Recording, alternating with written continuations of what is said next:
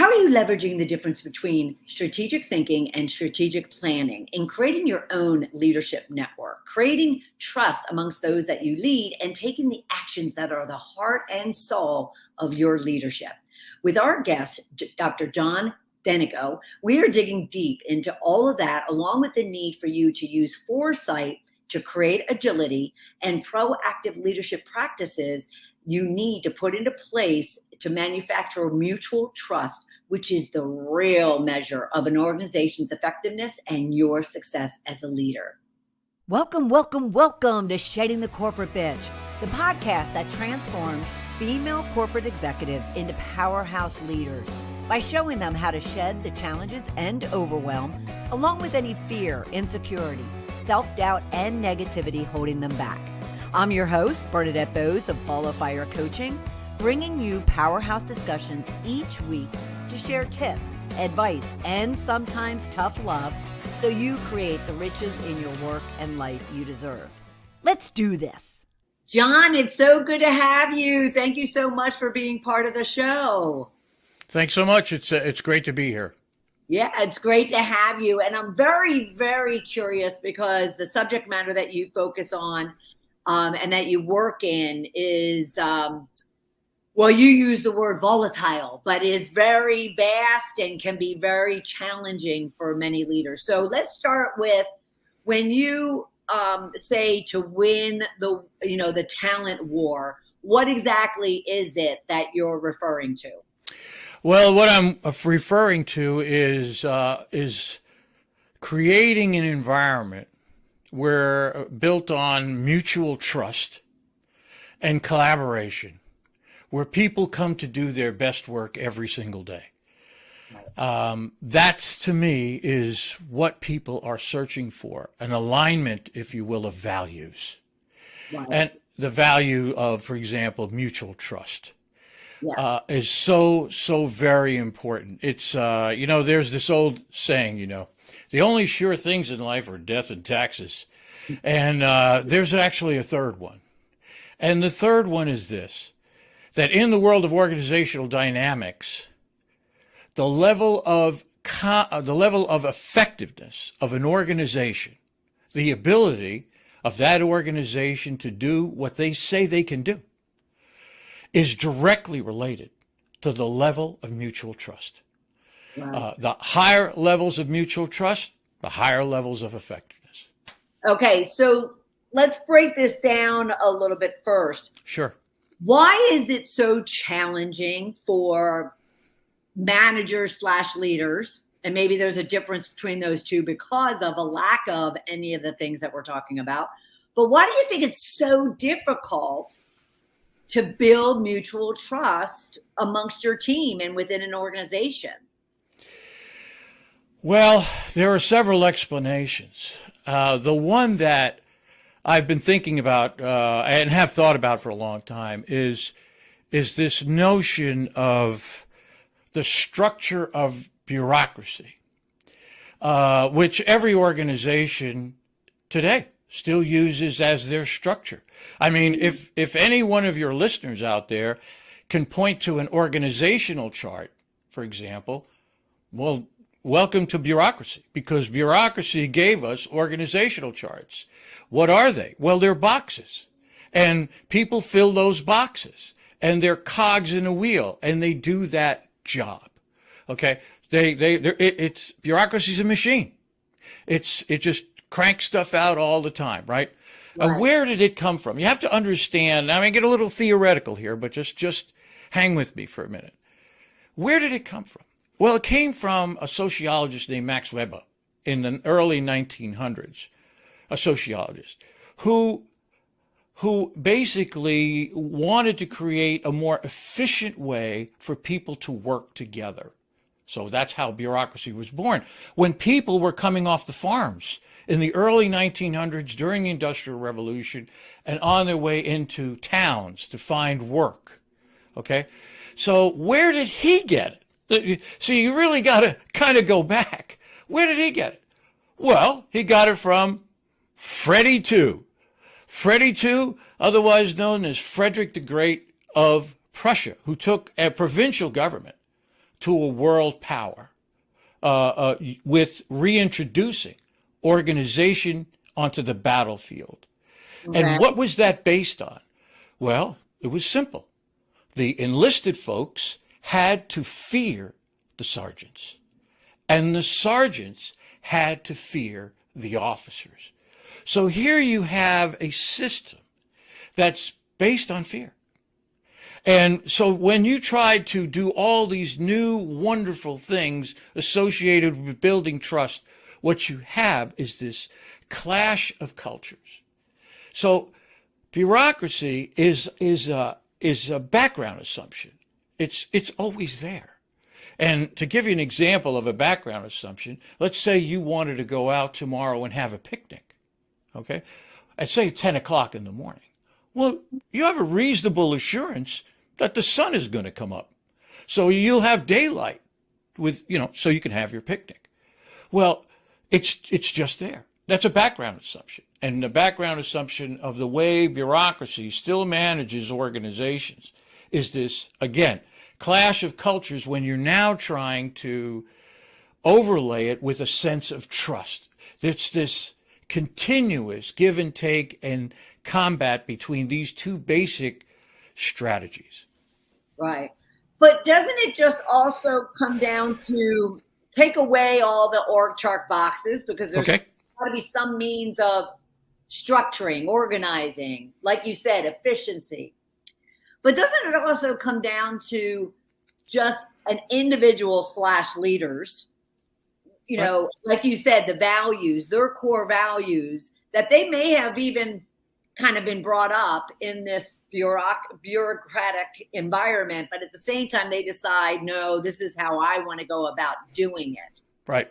And is it the fact that there aren't enough managers that are deciding that I don't necessarily have to follow the norm, and I can, ensure that my values, which is built on respect, mutual trust, collaboration, as you said, is then embodied in myself and my team? It's a great question. This is how I would explain it. No organization, considering bureaucracy in the background, no organization can exist without the informal lines of communication. Mm-hmm. The real lines of communication between people in a workplace, for example. So you're right. Can they build mutual trust there? Yeah, they can. So what people have, and the reason I talk about bureaucracy is to make people understand that there has to be this way in which they can, bureaucracy, which really forms now a legal framework. It's more a legal framework. And the more trust building, trust focused perspectives of leadership can coexist side by side. I'll give you an example. Take any playing field, a hockey rink, or a football field or a baseball field. All of these environments have strict lines. They have an environment, right? I mean, the hockey has a hockey rink, a baseball has a baseball diamond, a football has a football field, and they all have rules. All kinds of rules go on. Yet, every day you can witness such immense creativity in each one of these areas. So in a sense, you're not limited by what the field of play says. You're limited by your own, what Einstein referred to as the most powerful force on earth, imagination. Imagination is simply the most powerful force on earth. So if you can imagine how an environment should be and how you want to create an environment that people come to do their best work every day, it is possible to do that. I'll just add one more little piece. Einstein was asked, it's a great one-liner, how did you come up with the theory of relativity? And he said, when I was 16 years of age, I imagined myself riding through the universe on a moonbeam. Now, my imagination hasn't caught up to that yet. I mean, I'm just really not there. Working on it, but I'm just not there. So that's what I would say. You're right. Within the purview of each leader and manager, which I make a separation, I make a distinction. between leaders and managers. And if you'd like, I could talk a little bit about that. Go for it, because I do the same. But yes, definitely share your view on both. Leadership and management are complementary processes. Okay, they're the outputs. They actually are process that outputs. Leadership. I'm going to put three things together: leadership, strategic thinking, and effectiveness. Okay. One side of the dynamic. On the other side is management, strategic planning, and efficiency. Leadership is about effectiveness. Management is about efficiency. They are two sides of the same coin. They are complementary to one another. An example might be, systems in organizations may be very efficient, but they may not be giving us the information or the output we need in order to make good decisions. Now, sometimes, and many times what happens is we Band-Aid that system. Oh, yeah, we'll just upgrade it a little bit. Okay, fine. Let's do that. Well, it worked, but not really that much. And so there comes a time when you have to, as I like to say, take out a clean piece of paper. Say, listen, we can't Band-Aid this thing anymore. We have to make some really significant changes. The purpose of leadership, which you don't hear many people talk about, is transforming real or substantive change. That's the job of leadership. But wouldn't people argue that on the efficiency side, the management efficiency side, that side is always looking for changes and improvements and way to do things differently. So do they not get any credit for the transformational change? Well, the problem is management does make change, but it's incremental change. It's small change. It tweaks. The process of management doesn't really lend itself to transforming change, to big change. You have to stop trying to manage big problems away. And you have to switch your mindset to say, look, we need a leadership group here that takes, that dives in, and here's where strategic planning comes in, does a deep dive, blue sky, into what the real issues are. What's really going on. Let's, if I can say, let's strip the organization back. Let's tear off the wallpaper. Let's get off the old paint off the walls. And let's start from the beginning and take a look at this system without any particular prejudices, if I could use that term, to what things are right now. That's strategic thinking. That's where you get into, you don't have this management thing, resource allocation hanging over your head. Get rid of that. Yeah. Okay? Get rid of that. Yeah. So could you look at it also as leadership is strategic, whereas management is tactical? Yeah, that's not a bad way of looking at it. For example, let's say a group in an organization creates a leadership group, and they do some strategic thinking, and they say, hey, you know what? These are the threats and the risks to the organization. Okay, these are the threats and risks. We really got to address this. And they go through the whole strategic thinking process. And they get on the backside of that and they say, okay, we've identified gaps. Here's the gaps between this is the issue. Here's the strengths that we have. Here's the weaknesses that we have. We need to close this gap. And, oh, wait a minute, I know. Let's give that to the strategic planners. Now the strategic planners say, okay, we can allocate resources to create a training program, to buy a new IT system, to reinvigorate a mentoring program, for example, different things like that. When you get into the processes of them working together, you find that it becomes a lot easier for people to say, we're about this. We're about leadership and real change. And then we're going to feed that into the strategic planning process. They're the resource allocators. They're the ones who say, well, in order to do this, it's going to cost so much money. Let me see how we can find the money to do that. Right. after of course a prioritization has occurred where you say, well, we got to do this one first. This is going to get us some real mileage here, that kind of a thing. Right. Now, would you also say that management and leadership are also at different levels of growth and evolution in the role that someone plays? Like a manager might, may be responsible for some processes and functions and whatnot, but they don't necessarily really lead and really are people focused and are really transformational and really kind of focused on the vision. Managers are more, like I said, tactical. They're not as elevated in Right. the soft skill people side, transformative side. Right. So is there a layering? That's a really good question. Let me see if I can back up just for a second. Most of the leadership and management trainings. Oh, okay, let me just. I have to back the car up another half mile.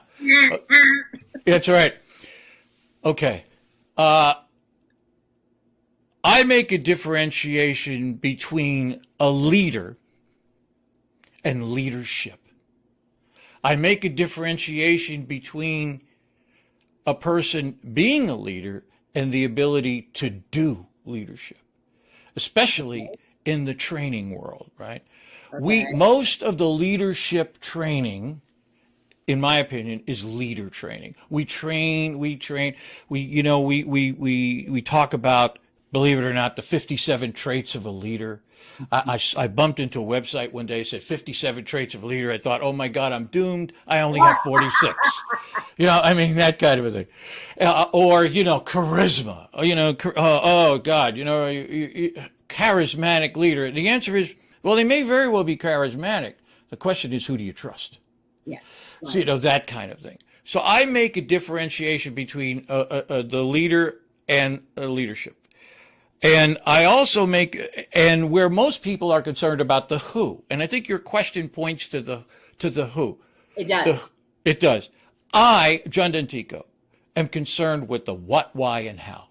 Okay. I'm on the other side of the dynamic. I'm on the practice side of the dynamic. So in other words, you can be a leader. You can be a manager. It doesn't matter to me. I'm going to teach you the processes you need to use as a leader and as a manager. They're different processes. They're different. And once you learn the process, can a leader do management? Yeah, they can. Yeah. Can a manager do leadership? Yeah, they can.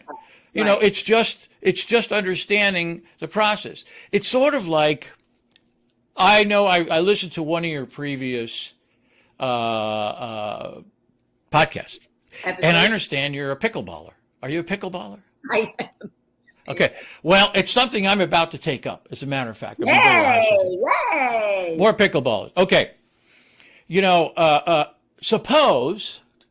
Suppose you were invited to a pro-am tournament, okay, with one of the best women players there is. And they say to you, look, I'm going to make you an offer. I make you two offers. Okay. Here's the first offer. First offer is I'm going to send you every video I have, every book that I've got, videos you haven't seen. I'm going to send them all to you.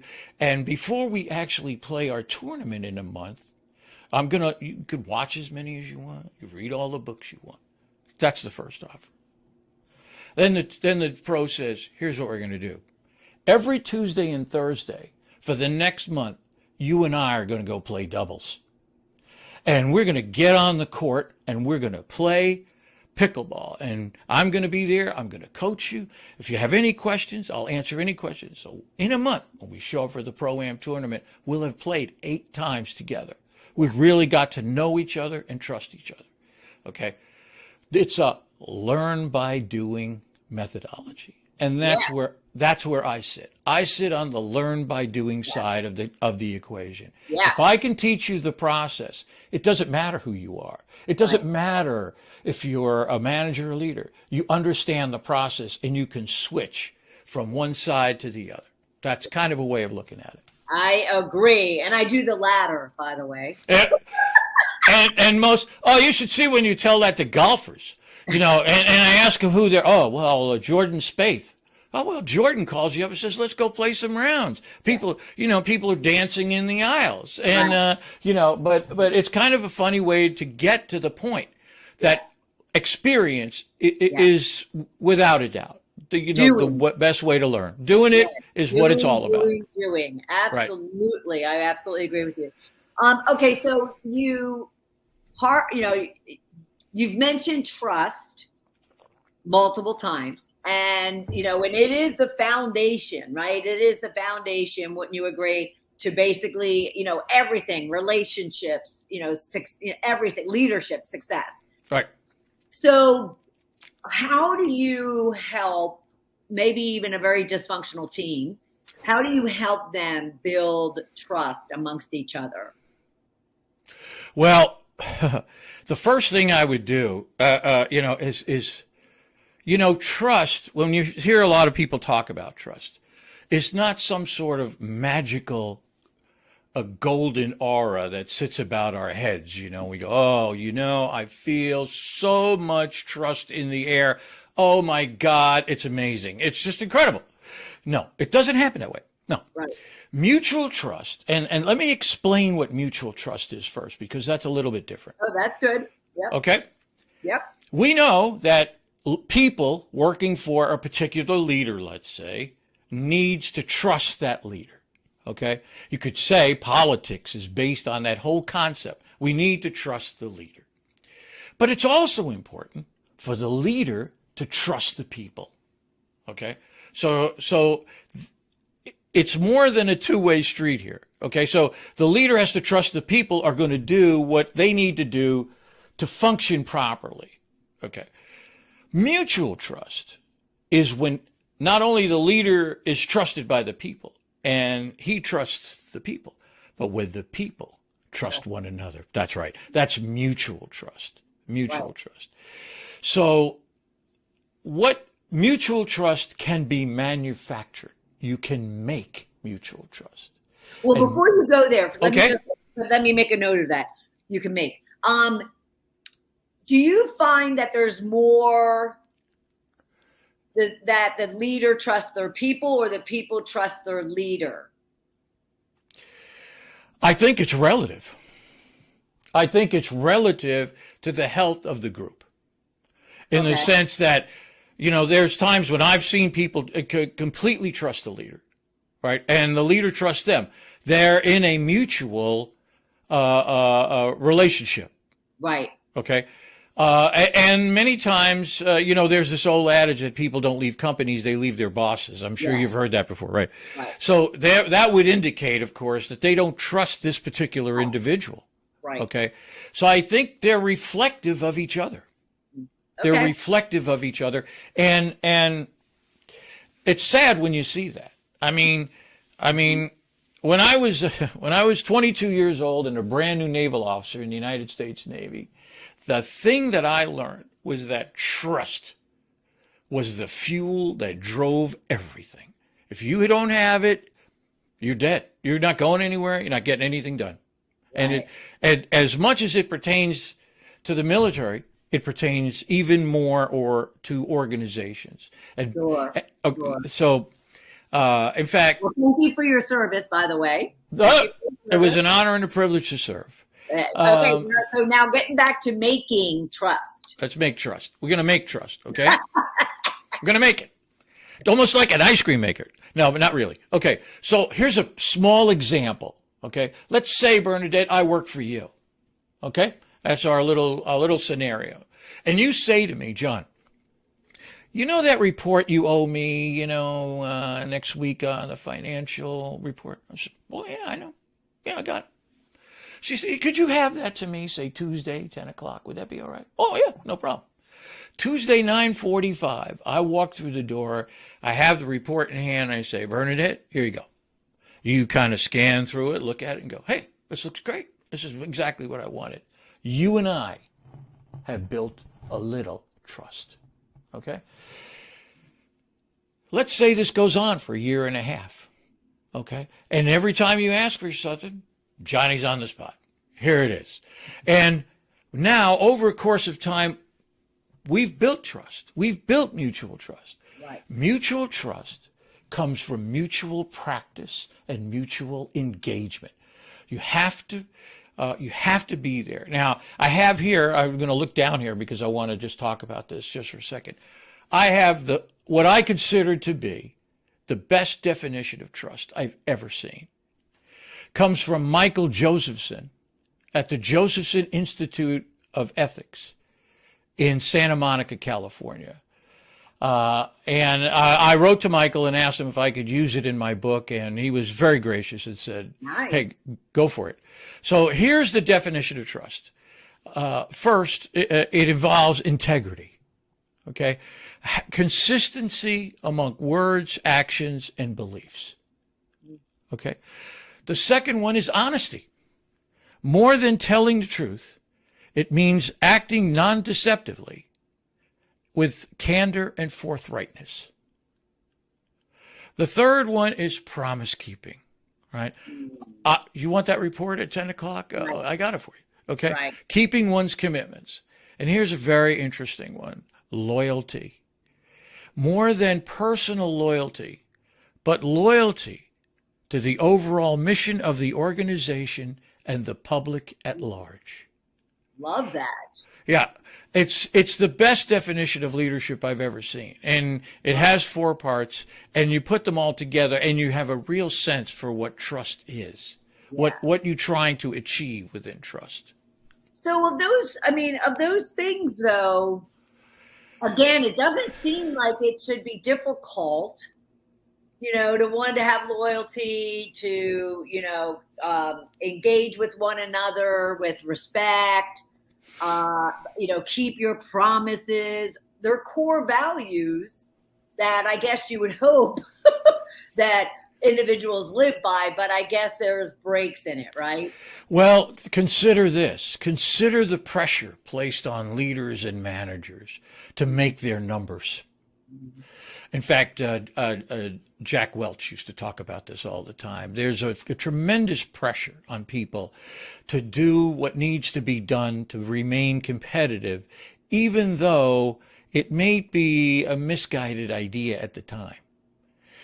People want to, hey, look, we've got to make this commitment. We've got to be there for our customers and clients. And oh, by the way, you're expected to clear at least an 11 or 12% profit for this quarter. So, people feel these pressures, leaders, managers feel these pressures on them all the time. And how they achieve it, if is really about building this much collaborative environment. A lot of times, I remember this clearly, people they'll take charge of it. They'll say, okay, I got it. I'm going to do this. Because if my head's going to roll on this, then I'm going to do it. Not realizing that the power to release the power of people together in a trusting environment is an overwhelming force. Overwhelming. I mean, I believe that if you can get a group of people, 25 or 30 people, maybe more, operating with a high sense of mutual trust, with a mission, a purpose, and a perspective, working together, there is nothing they can't do. It's true. Now, however, with all of that, and it's drumming up a lot of the things that I've been experiencing with clients over the last 3 or 4 months, but you also mentioned throughout this discussion communication. Right. And you can have this vision, you can have this, charter and these common goals laid out. However, if it's only kept within a smaller group of that 25 to 30 and not necessarily communicated out in such a way that people get on board with it, well, then isn't it all for naught? I would agree. There's, the movie Oppenheimer just came out. It's a big smash. There's a little story associated with that. I think it just kind of says it all. when they were doing the nuclear reactor, the atomic experiments out in the desert, the mathematicians that they had hired were all compartmented. Okay, so in other words, mathematicians working on one piece were not allowed to talk to mathematicians on another, working on another particular project. Everybody was kept separate. It was all compartmentalized. But the results they were getting, the progress that they were making was not very good, because people didn't understand the why of it all. So Oppenheimer called everybody together and he said, okay, we're going to break protocol. I'm going to tell you why we're doing this. We're here to end the war. We're going to build the atomic bomb. And the productivity of all those people just jumped enormously. Rocketed. Yeah. One of the things I like to talk about, and one of the foundations for my own work, is we are a why-driven species, WHY. We want to know why we're doing something. It is so powerful, simple, but powerful. So how often are you asked about that from your clients, about the fact that they want to hear the why and they just don't? I would say you don't hear it that much, as much as I thought I would. People now are getting on board with the idea that hey, look, I'm going to tell you why we're here. Why we're here, why we're doing this. It's so incredibly important, because once people understand the why, now look, they may disagree with you. They may say, well, really? I say, yeah, but at least I know why. And they'll charge ahead.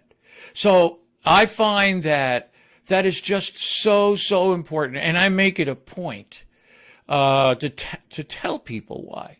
Why are we doing this? Okay, I'm going to tell you exactly why we're doing this. Okay, and it comes from an experience I had when I was 16 years of age in high school mathematics. The teacher walks in one day, says, "Good morning," turns around on the board and saw f of x times 2 over the square root of 7, and I'm like, whoa, what is this? I am lost. Can anybody tell me the big picture? Give me the big picture here, because I'd like to know why we're studying this algebra stuff, right? So when I don't know, something in those days clicked in me and said, if I ever get a chance to teach, the first thing I'm going to do is tell people, why are we doing this? Why it's important, that kind of a thing. It's a great question in so many aspects of life, is why. Yes, it's absolutely amazing. So I want you to also share with us a little bit of a discussion on your book. Okay. And exactly, what it covers and what's the why. Others should take a look at it and pick it up. I have the link here. It's tiny.cc/Dr. John Dentico book. Well, let's see. Boy, I have to kind of start at the beginning here. I have a doctorate in leadership studies from the University of San Diego, where I studied with arguably one of the best leadership theorists to walk the planet in the last 50 years. His name was Dr. Joseph Rost, and he wrote a book called Leadership for the 21st Century.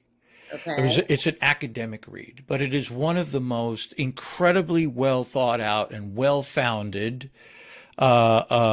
theoretical studies of leadership, in which he discovered that there were basically two ideas of leadership. One is what he called the industrial model of leadership. The leader gives us leadership, as opposed to post-industrial, where people are engaged in a leadership dynamic. I have always been a DIY guy, do it yourself. I fix everything I can get my hands on. Cars, washing machines. I'm a pretty good plumber, not so good a carpenter, a pretty good electrician. Okay.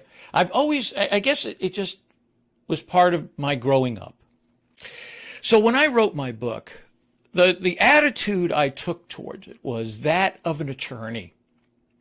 I knew I was going to go up against the traditional leadership development programs, which, as I described it already, are more about leader development, Right. as opposed to, okay, now we trained you. Can you do it? Can you go out there and do it? Right. Which can you actually practice leadership? So I had to take that attitude and write my book with that attitude and go from the beginning to the end with the focus of creating, if you will, DIY methodologies of how to do this. Okay, we tell people, okay, this is how it should be. Right. Right. But how do you do it? Yeah. And I wanted to go that mile on how you do it. It took 52 months to write the book, 4 years and 4 months, through several episodes of throwing it in the corner and saying, I'm never touching that thing again. It was not a labor of love, but in the end, it was a duty I had to perform. It was something that I had to do. So the book covers 6 different ideas that impact leadership, along with 7 how-to procedures dealing with culture, simulation, strategic thinking, a framing, how to use framing, the 4 frames in communication, and created something that I've now developed into something else called a pull learning system. As opposed to push learning. So I could talk just a little bit about that. Sure. Blended learning. I'm sure you've heard of blended learning. Yes. Yeah, blended learning. Mm-hmm. Blended learning is good, but several elements of it are push, meaning we're pushing information onto people. What I tried to do, and now have updated it into what I refer to as the Throttle Up Accelerated Leadership Learning System, is a pull learning system. What I want to do is create the demand for knowledge on the part of the person. I want them to pull the information towards them. I want them to say, I need this. I want this. Because the holy grail of learning is relevance. Relevance is the holy grail of learning. Does this mean anything to me? Right.